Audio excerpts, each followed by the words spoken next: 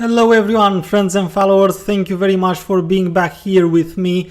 We continue today the discussion about Spring Start here, an edition that has been released in 2021, so back 4 years ago, but it's still very appreciated and very important for any Java developer starting with Spring, learning Spring. It puts you the basics and it's still good.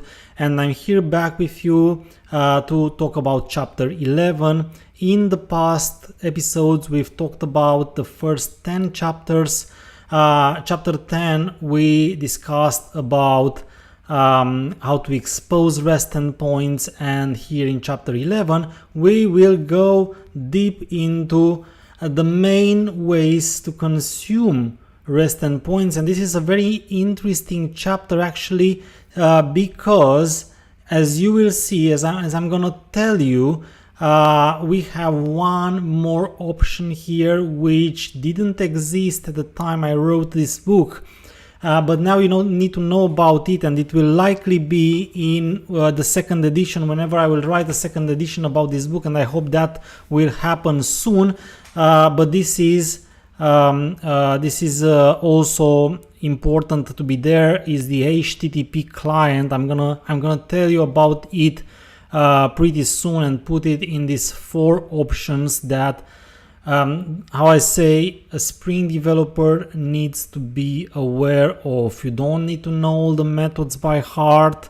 You only need to know the style of it, especially now, because things are a lot more easier when we have AI assistants in place, but you still need to know what you ask for, and that means you need to know your options. So AI will not easily help you just randomly choose an option for you. You still have to do that, or at least to make sure that is the right option for you. By the way, guys, I have here on my right side the live chat, and we are here live. Hello everyone. In case you want to write something for everyone else, including myself, to see or ask any question, the live chat is there for you, so please feel free to put on your statement or question there while we talk. This is let's say the only way we can make this bi-directional, so I want to make it as much interactive as I can, so leave your messages in the live chat. Let me start now with consuming REST endpoints, because I was telling you about these 3 ways that you need to know, and there is a 4th one that didn't exist at the time of writing this book, and you have them enumerated here in the first part of the chapter, where it says this chapter covers calling REST endpoints using Spring Cloud OpenFeign. OpenFeign is definitely my favorite out of all of them, including the HTTP client today. Then you have the REST client today. Then you have the REST endpoints with RestTemplate, which is the old version. Don't use it anymore. Is it still here? Because I do expect you will find it in older systems. I don't think anyone now will just stay to replace the calls from RestTemplate with OpenFeign or with REST clients. So I believe that RestTemplate will still be here for a long time. So that's basically it. I still keep it on my options here because of that. And then we have the WebClient, which is the reactive approach. Many developers wrongly used WebClient in non-reactive applications because they thought this is the right approach, because it was even added as a replacement suggestion in the Spring docs at some point. This was a mistake. I still consider it a mistake. WebClient is designed particularly for reactive applications. If you are using Project Reactor and Webflux, go ahead and use WebClient. If not, then don't use WebClient. Use either OpenFeign, or today you have the REST client option, which is like, it has like maybe a couple of years old now, and RestTemplate only in older applications because now we don't use it anymore. Okay, so the first thing I want you to know is which are your options and when you should use them, and then we will go and discuss them a little bit in more details throughout the chapter. And then I have a statement: can you explain the JVT? The JVT is there already explained in the Spring Security series, so if you want to see it in detail, just go back to the Spring Security series at the OAuth 2 and the OpenID Connect part, and you will see there, you will see also the JVT discussed. And I plan to create a series about the security for the Java developers, the new book, the latest book I'm writing together with a friend, and when I'm doing that, it will be there as well. But for the moment, you find the explanation in the Spring Security series. I hope that helps. Going back, so yeah, let's see where is this actually useful. No, and you know that I pretty much like a lot using diagrams to explain things, and in this case here you can see the diagram explaining a simple top of the mountain architecture of a system, but it's so let's say so mainstream system, using so mainstream architecture that we have today. If you see any system that has been started in the past 5, 6, 7 years, the majority of them are a combination of service-oriented microservices and a little bit of a monolith. They do use usually either document NoSQL databases and relational databases.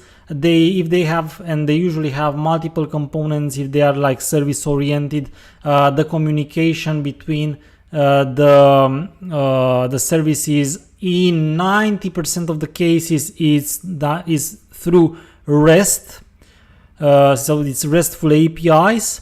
The rest of 10% is either async, like using Kafka or RabbitMQ or ActiveMQ or something like that, or in some more hipstery cases, some developers chose gRPC, maybe GraphQL, which is over REST, but it's still like you still need REST. But what we'll talk about now is that majority that you will find in terms of communication between services, which is exposing REST endpoints. In chapter 10, now we discussed about how you expose them. Of course, one service exposes the REST endpoint, the other service has to consume it. So chapter 11 of this book is about writing code to consume REST endpoints. No? So you expose endpoints either for exposing them to a front end, maybe front end might be a mobile app, or might be something running in a browser like some JavaScript script, or maybe some Angular, React, Vue.js application, and whatever one of those million frameworks and libraries we have today on the front end side. But they do consume in pretty much all the cases REST endpoints on the backend side, and then the backend side exposes and consumes REST endpoints in the communication between services. Okay. So what about RPC and HTTP2? Is REST replacing? Well, basically REST uses HTTP2, no? So the HTTP is the protocol. It's not an alternative to REST. REST is just the architecture, the style in which we write the endpoints, usually using JSON to encode the strings, to easily then serialize and deserialize the objects, and it provides you with a guidance on how to use the HTTP methods, but it does not replace HTTP. What I think you wanted to mean basically is WebSockets, no? Or maybe server-side events. And yes, I was mentioning a bit earlier, no, that maybe 70%, 80% is REST, and then you have another 20% of alternatives for communicating messages, asynchronous messages like Kafka, RabbitMQ, ActiveMQ. If we discuss about communicating with the front end, alternatives are server-side events and WebSockets. If we discuss again about communicating between services, you have gRPC. No, I was giving some alternatives, but I was stating that this chapter talks about what the majority is, which is RESTful endpoints implementation. No. So going down, no, we said we have these three tools, and I'm going to mention one more time when do I recommend them. No, so I do recommend OpenFeign. It's my favorite. Okay, as you will see down below in the examples, it kinds of mimic what you have learned at the database in the database chapter, where we discussed about the Spring Data JPA. I hope you remember Spring Data, and particularly Spring Data JPA.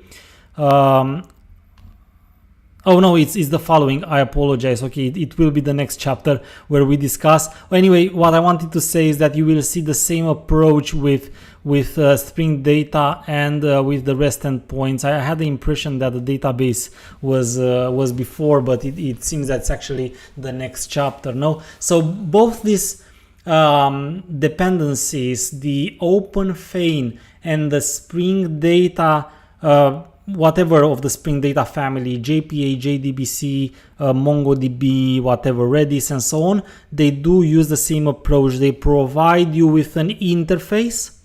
You use the interface. You declare abstract methods in the interface, but based on some annotations that you add and the method signature, using dynamic proxies, Spring provides you a dynamic implementation for that, giving you basically the logic instead of you having to write it. It's magic. It's extraordinary. So it's you writing, I want this, and Spring giving you exactly what you need without you having to really write those lines of code, which can be boilerplate considered more or less. The only disadvantage of OpenFeign is that it's not part of the directly the Spring framework family. Is part of the Spring Cloud family, and they have different ways of versioning, different styles of versioning. So you might end up with not being able to upgrade, for example, or the Spring Cloud without upgrading your Spring Boot, or the other way around. But besides that, which to be honest was never really such a big problem for me, I'm just explaining it, but it was never really such a huge problem. OpenFeign, from my point of view, it's an excellent choice for implementing your REST client capabilities in your Spring Boot or Spring framework services or microservices or modulith, so on, whatever you implement there. Okay, OpenFeign, it's extraordinary. RestTemplate is very old. You will find it in older apps. You should not use it anymore. I'm not even sure if it's not yet deprecated. I think if it's not yet, it's anyway in maintenance mode, and it will likely be soon. So don't use it. If you want something like RestTemplate, but newer, better, and easier to use, it's called RestClient. And it's there for only a couple of years or so. So that's why you don't find it in this book, which is already 4 years old, and for which probably soon I will likely even write a second edition. But being that yet it's still like 80% valuable, I didn't like push it yet. But the RestTemplate, even here, if you read what I've stated 4 years ago, you'll probably avoid RestTemplate and use OpenFeign. Now, again here, OpenFeign is the only recommended alternative, because 4 years ago there was no REST client. Now an alternative is REST client as well. if you want to avoid having to use Spring Cloud, if you think that's a problem, then your alternative is using REST client, then the new alternative for RestTemplate, but never use RestTemplate. Be very careful. There are a lot of examples out there with RestTemplate, and yet AI assistants, take any of it, ChatGPT, Copilot, Gemini, whatever, they still pretty much write code with RestTemplate, which is wrong. Okay, so do not use RestTemplate. Do not allow your AI to think for you. RestTemplate now it's considered old, deprecated, and we don't use it anymore. And then WebClient only if you need reactive capabilities. WebClient provides you with reactive capabilities. Yes, it is true that you can use WebClient to call non-reactive endpoints as well, but it makes no sense. Plus that you still have to add the reactive dependency, so it comes with everything worst. It's not, it's very verbose, but at the same time you have to add one more dependency, and it's not made for non-reactive. Okay, so do not use WebClient, do not use RestTemplate. If it's non-reactive, use WebFeign or REST client if you want the newer alternative. Okay, again, why not use RestTemplate? Because it's in maintenance mode, it will not be upgraded anymore, it's verbose and considered more difficult to use, and it will be probably deprecated in one of the next versions. So that's why you should not use it anymore. What is reactive capabilities? Very good question, excellent question, Deepak. Thank you very much for it. We will discuss about it down below at the end of this chapter very briefly, because this chapter and this book in general is not about reactiveness in general. We don't talk here about reactive capabilities, which is complex enough to have its own book. By the way, it's actually I think Josh Long published a book a few years ago about Webflux and Project Reactor, so you might want for details to check more on that. There is also a playlist here on this channel about reactive Spring applications. You can check that as well, but here we will briefly discuss about what reactive is behind what reactive is, and then why WebClient exists and where should we use it. And we should only use it in reactive applications and not as a replacement for RestTemplate. Okay, so this is a very simple example. Now imagine a post endpoint. Now post is the HTTP method, /payment is the path. No, we never use no verbs inside the paths. That's something part of the RESTful standards, and we discussed them when we talked about developing REST endpoints. Now post payment already tells me this adds a payment somewhere. It can add a payment in a database, it can add a payment on a Kafka queue, it can add a payment on an ActiveMQ queue or topic. It can on a Kafka topic, sorry, I wanted to say an ActiveMQ queue or topic. Whenever it's post, it means it should add something. What it adds usually should be really easy to understand from the path, so it adds a payment. Okay, of course this is a very simple demonstrative example. It probably doesn't do anything, but I'm now reiterating for real world examples now. So you can see here, for example, this diagram tells us more in depth how it works. So it posts a payment. The payment looks like this. It's an object with an attribute amount of value, a number or an integer here. And then what happens here, now the two services need, we assume that the two services need to communicate one with the other. So what happens usually is that when the amount is posted, you see a request ID is also generated and sent further. This is something that we very often see implemented in a way or another in service-oriented architectures, because it provides us with a way to trace the request through multiple services, and this usually then integrates with dependencies like OpenTelemetry, and they get exposed in tools like Jaeger, which provides us observability to allow us to trace how our request was resolved by multiple microservices. That's why you need a request ID. Of course, this is not the only way in which you can put a request ID. A request ID can be added also at the mesh, service mesh level, in case you have a service mesh, so it can be basically taken out at the infrastructure level, or it can be simply like generated in a different way by your application. And then we can assume that basically this service responds and it says, hey, this payment with this ID and this amount, it has been added. Okay, this is, now it comes with an ID because we assume it was basically probably added in a database. And now we write an example to simulate something like this. And what do we add to our dependencies? Well, if you want to work with endpoints, to expose endpoints and consume endpoints, the starter web provided by Spring Boot, assuming you are in a Spring Boot application, is everything you need, no? And then you see the payment class here. Spoiler alert, 4 years ago, we didn't really have records yet.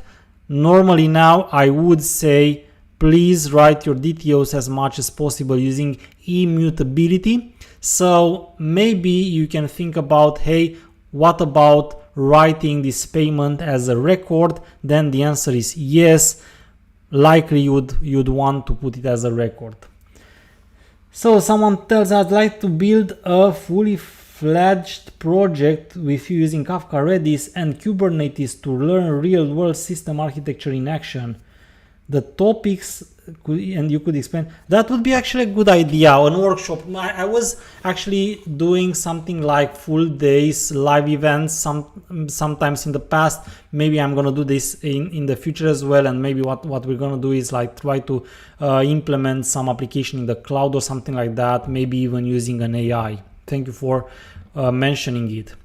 And now let's remember how the payment control looks like. So you have the REST controller, which is basically a combination between controller and response body, no? And then we have the post mapping marking the action method of the controller. Payment, it returns a response entity with the generic type, the object in the body, no? And then the payment, no, this payment is we just, in this case, we don't have a database, no, because we didn't learn yet about databases. Now we have just seen that databases will be discussed here in chapter 12. And we just set a random unique identifier, a mock ID, no, for our demonstration, and then put it back with the status OK and the ID. And then the question is, okay, how do we call this? No, so we've created it. You will say, hey, isn't this what we have learned in chapter 10? Yes, it is part of it. And now the question is, how do we call it? First option, of course, as I said at the very beginning, OpenFeign. Look, this is the diagram explaining how OpenFeign works. So the controller calls the proxy, which is an interface. This is what you write. And then OpenFeign uses dynamic proxies behind the scenes to implement your interface.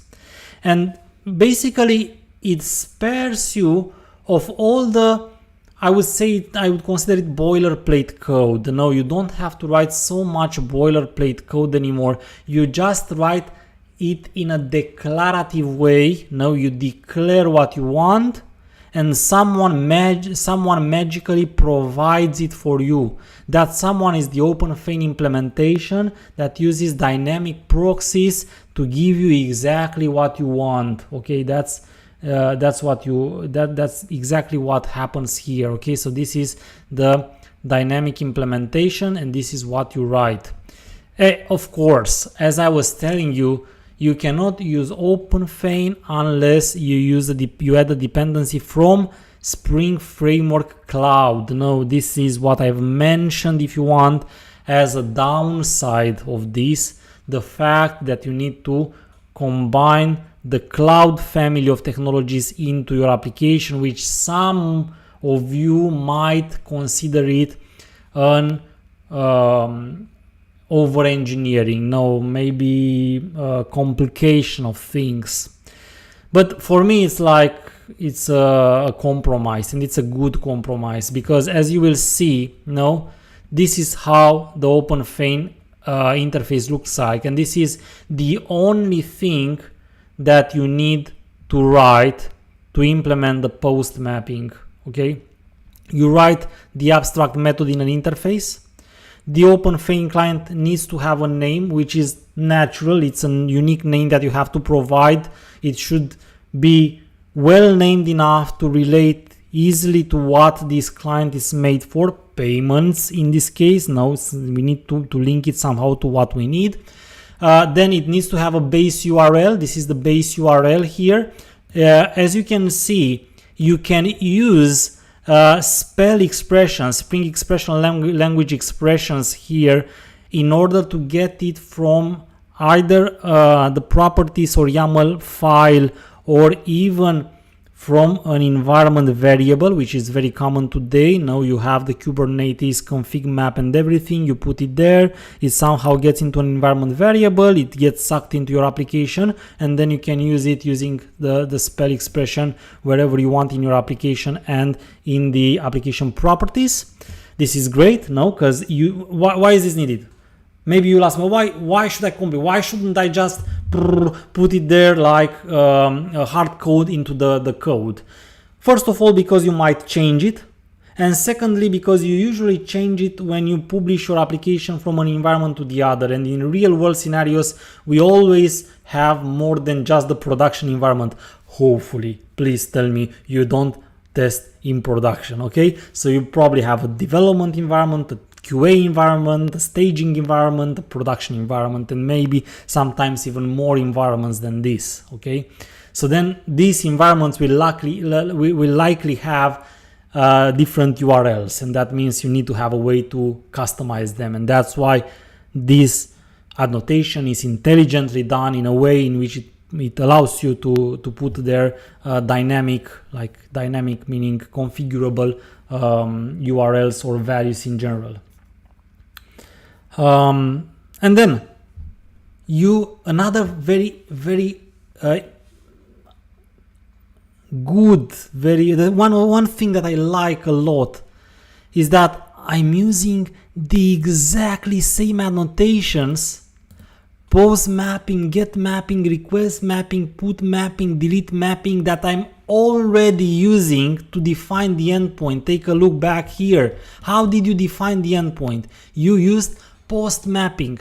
The exactly same post mapping is the one that you use together with OpenFeign. You do not have to use a different set of annotations. You don't have to learn a different set of annotations. It's basically very easy to map the endpoint you call with the endpoint exposed this way. So that's what one of the other things that makes OpenFeign excellent is that you reuse post mapping, request header, request param, request body, path variable, all these annotations that are coming with the web dependency and which you have used to expose the REST endpoint are the same ones that you use to consume the endpoint. That's another extraordinary thing about OpenFeign.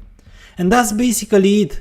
So then of course you need to use one annotation to enable, and that happens, if you remember, we've discussed in the first chapters in general with any new mechanism that you bring into your Spring application, you have to enable it. So it's this enable feign client, you should put it on one of your configuration classes to enable it and to provide a base package where the proxies are implemented. In my case, this is com example proxy. And then that's it. And you use it. And you can prove it with CURL. I will not prove it here, but the projects that I'm providing with the book, they are free, and you can find them on the Manning website as well, on the books page, in case you want to run them. But I think you got an idea. And if you've learned this only in like reading a couple of pages, imagine the power of this technology. Now it's very easy to use OpenFeign, because it comes with things that you already know, and it allows you to declaratively just state what you want, and then it's the magic behind the scenes providing you the implementation. That's what I like about it. Before going into the REST template, on which I will not spend too much time for obvious reasons, no, we do not use it anymore. I do not recommend it anymore. I will first take a look again on the live chat, because I see many of you have written messages and possible questions, and I want to read them. So then someone asked, each Feign request includes proper authorization header. It includes what header you want it to include. Of course, it doesn't do that out of the box. You have to provide the method with what headers you need here, like the request ID or the authorization header or the body or the path variable. So these things, they are provided as method parameters. And what I'm doing, what I'm usually doing is that I'm calling this usually from a proxy wrapper class. I will show this to you at some point, not today, but I will show this to you. In case I want to propagate headers, then what I do is I'm intercepting that class and make sure that I inject the authorization token I need exactly at the right parameter. So I'm usually using either annotations or I'm relying on the parameter name, and I'm using an interceptor to do that. But from the Feign point of view, it needs to get it. Of course, it cannot just magically get your authorization token out of the box. You might say, hey, but why isn't it integrated with Spring Security? Well, it cannot really be, because first of all, OpenFeign is from the Spring Cloud family of technologies, so it's unrelated. And then secondly, even if it was in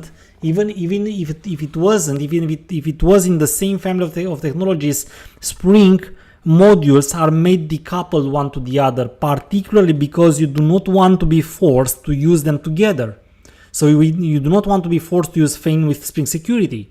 Maybe you use something else, maybe use a custom implementation, maybe you in the future will have a better framework, which I doubt it will happen, that you shouldn't have a coupling between the modules, okay? So OpenFeign provides you the possibility to provide the authorization token value on a header or whatever is needed, but you have to do it in a way or another. Then, do you plan to share coupons for the books for some of the countries? Yes. So actually, I don't have now with me, but look, I'm gonna do this next days on my channel. I'm gonna put there some free coupons for some of my books, because I've just got some, and they might help you, but they are only once usable. So only the first one to get them will be able to use them, okay? This is the only thing I'm gonna say, because I don't have them in hand now, okay? So either on my channel or in a next video, okay? I'm gonna do that. Thank you for reminding me. Does Spring Context use stack or heap memory? Yes, of course. It's any Java application. No, uses the stack and the heap. They are the way Java applications manage all the memory you use. So either if it's a local variable, which is in a block of code of a method, then it's on the stack and it's on the layer, on the particular layer of the method execution, or it's in the heap if it's an object, and then it's referred through a reference. But Spring, it's basically just a Java framework, so yes, it will use the same Java JVM rules when running. I never understood one thing. Spring uses proxies, but isn't proxy an external server, or both refer to different things? Oh, that's a good question. So when we say proxy actually means, and this is a concept you use in many places. If you refer at the design of an application, so on an object inside your application, then a proxy is some object that provides you with a way to access something else. For example, proxies are objects that allow us to call a service from outside. If you think about it, even repositories, they are proxies in reality. They are just a more particular kind of proxy. Repositories allow you to communicate always with a persistence layer, with a database. But they are proxies. It's an object allowing you to communicate with something from outside. So this concept of a proxy, this design pattern, if you want it, is stating that it's something that provides you with the ability of calling something else.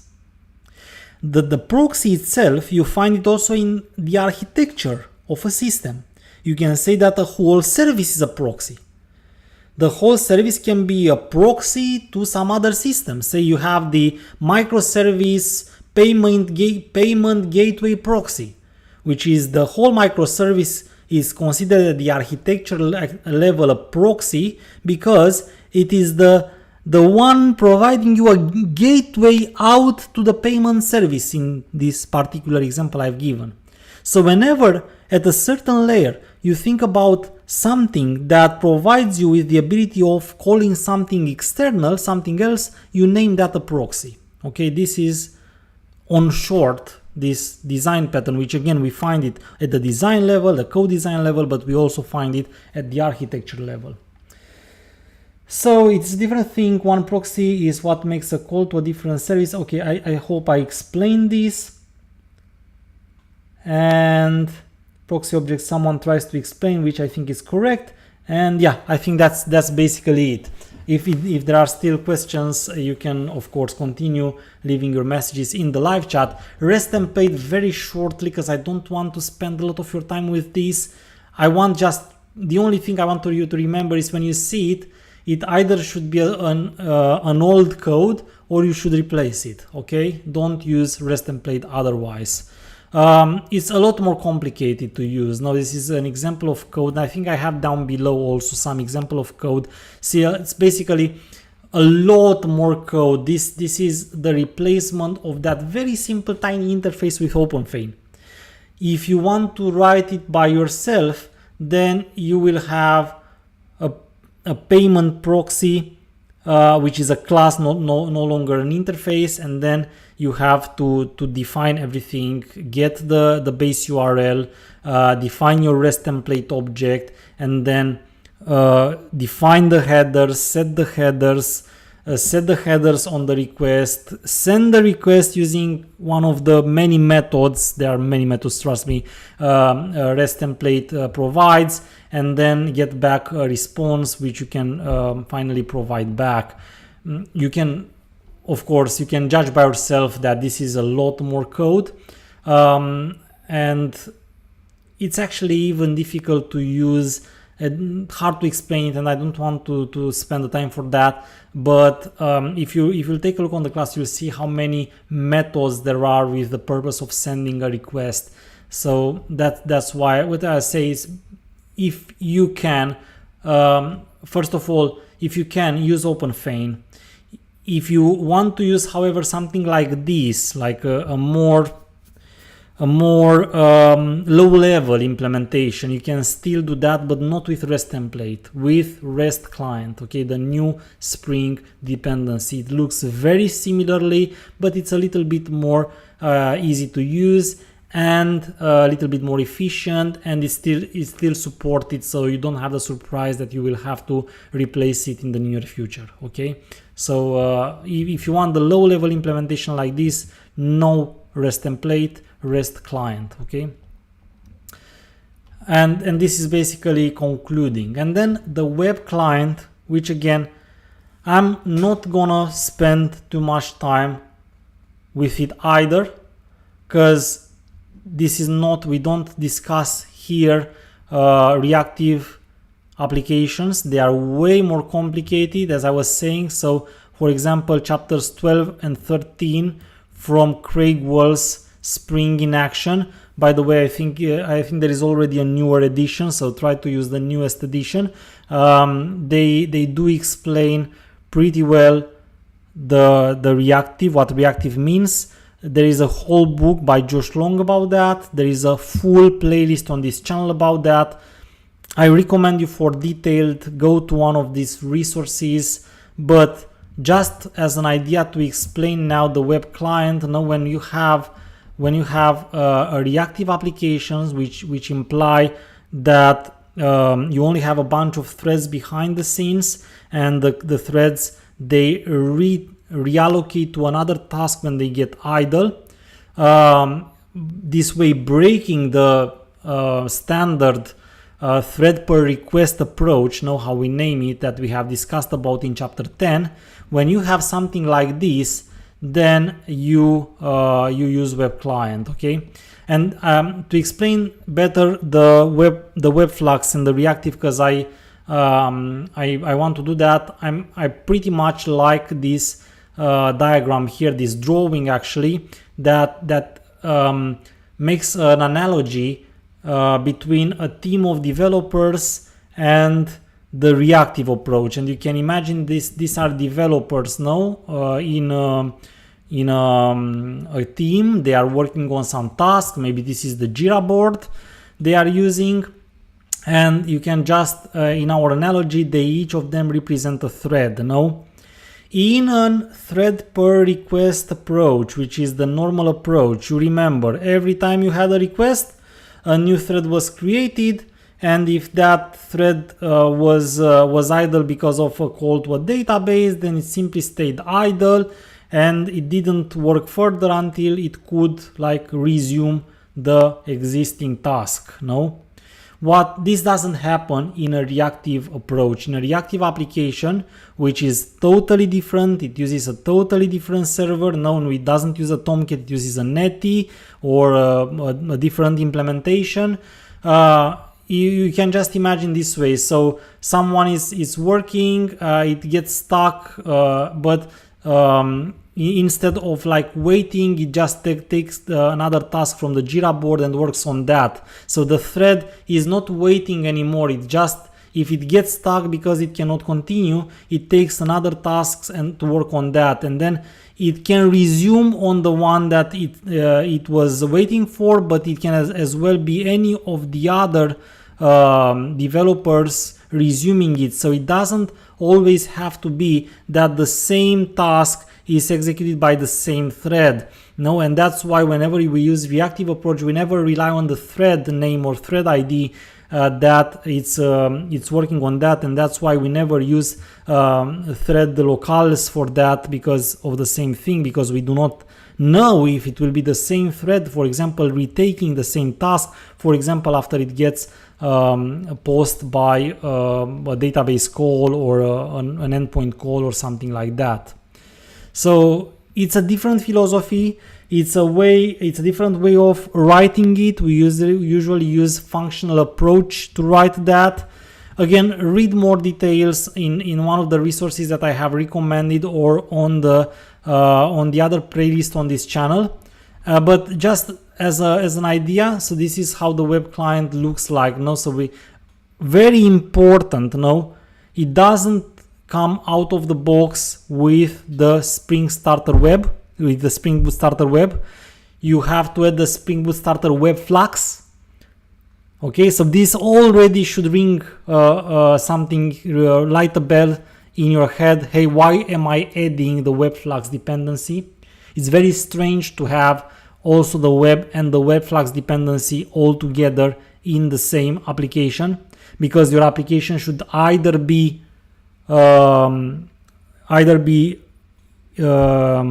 standard or reactive. It shouldn't be both. It can't be both. I don't know. It doesn't make sense, no? And then why do you have both starters, no? And because actually you use this only with, and you should use it only with reactive. And you can even see whenever you do web client post or web client get or web client put, which are the methods that we use now, we see that the way of working is much comfortable to read, much cleaner than it's with RestTemplate. Please do compare this listing 11.8 when you have the time with the listing 11.5. okay, so this is a procedural approach, much more difficult to read. This is a chained approach, much more easier to read. But did you see what it returns? The post, the get, the delete, it returns either mono or flux. It returns a subject of a reactive implementation. And then again, it makes no sense to have this in a non-reactive application, because web client is made for a reactive. You can, but it's not okay to do that. Yeah, and this demonstrates you how you use it in a reactive application. But whenever you will see this used in a non-reactive application, remember that it's wrong, it's not its place there. Okay, you should use one of the other approaches, which is either OpenFeign or RestClient today, not the RestTemplate, which is sold, not the WebClient, which is only used in reactive web flux applications. And with that, we finish chapter 11. Let me see if there are still messages for me in the live chat. So reverse proxy does the opposite. Yeah, reverse proxy is basically still a proxy, but as the name suggests, it's from outside to inside, where we do find, however, usually this more at the infrastructure level when we discuss, or even at the networking level, when we discuss about DNS and reverse DNS. So that's a lot more to the infra level. We do not find the term reverse proxy usually at the system, at the development level, at the design level or at the architecture level, but you may find it at the infra level or at the networking level. Callback, still think this is part of the reactive implementation. And we have security context holder strategy, which is actually, we do have Spring Security as well implemented for reactive application, but it has a separate implementation and is different. So instead of having the security context holder, you have a reactive security context holder, which is a different mechanism. You cannot use the standard Spring Security mechanism with reactive applications. But I think now we dive too much into reactive applications, which again, it's not the topic of today's discussion. So let's cut it short and keep the subject closer to what we were discussing. And I think this is everything I see here. So I'm very happy to have had the chance to see you again, to discuss with you again. I apologize for being missing so long. I'm trying to come back now and finish the work and continue with some new stuff.